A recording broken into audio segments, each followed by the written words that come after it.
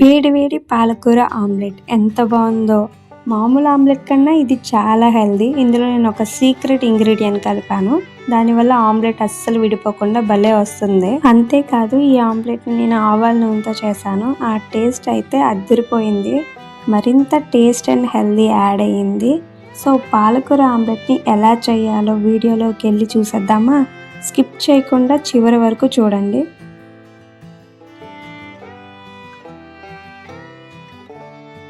Hello master and madam గారు, welcome back to మన channel. ఇక్కడ నేను ఒక తాజా పాలకూర కట్టను తీసుకున్నాను.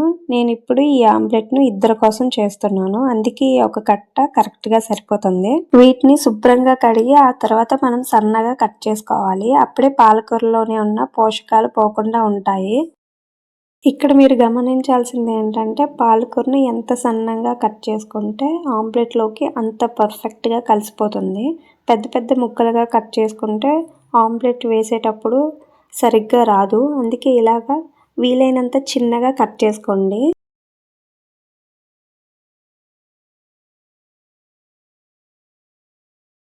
ఒక పెద్ద ఉల్లిపాయ 2 పచ్చిమిరపకాయలని తీసుకున్నాను. పాలకూరని ఎంత సన్నగా కోసుకున్నామో ఈ ఉల్లిపాయలని కూడా అంతే సన్నగా ముక్కలుగా చేసుకోండి.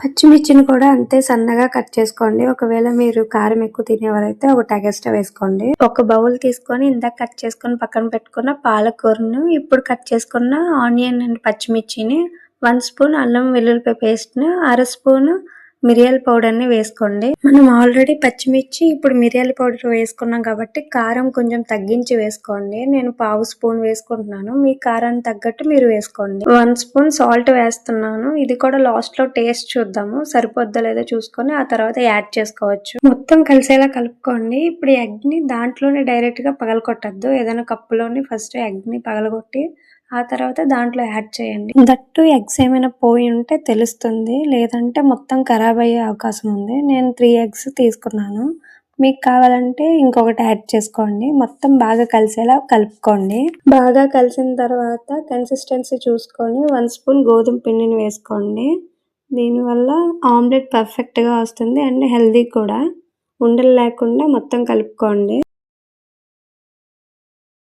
ప్యాన్ తీసుకొని ప్యాన్ హీట్ అయ్యాక ఆవాల నూనె యాడ్ చేసుకుంటున్నాను. 1 స్పూన్ మాత్రమే వేసుకున్నాను. అది మొత్తం గ్రీస్ చేయండి. ముందుగా చిన్న చుక్కని వేసుకొని చూసుకోండి, హీట్ అయిందో లేదో మనకు తెలుస్తుంది. ఇప్పుడు ఆ మిశ్రమాన్ని వేసుకొని స్పూన్తో మొత్తం స్ప్రెడ్ చేయండి ఈవెన్గా. మూతను పెట్టుకోండి. ఈలోపు క్యారెట్ని తురుముకోండి. ఆ తురుముకున్న క్యారెట్ని ఈ ఆమ్లెట్ మీద వేసుకోండి.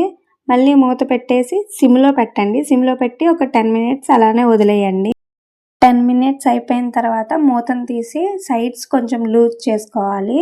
ఇప్పుడు ఆమ్లెట్ని చాలా జాగ్రత్తగా రెండో వైపు కూడా తిప్పుకోవాలి. చూసారు కదా ఒకవైపు ఎంత చక్కగా వేగిందో. ఇప్పుడు రెండో వైపు కూడా సమానంగా ఉడకడం కోసం మళ్ళీ మూతను పెట్టి ఒక 8 నిమిషాల పాటు సిబిలో పెట్టి మగ్గనివ్వాలి.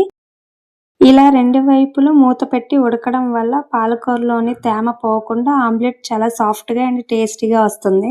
మొదటి ఆమ్లెట్ని తీసేసుకున్న తర్వాత అదే ప్యాన్ను ఒకసారి టిష్యూ పేపర్తో క్లీన్ చేసుకోండి.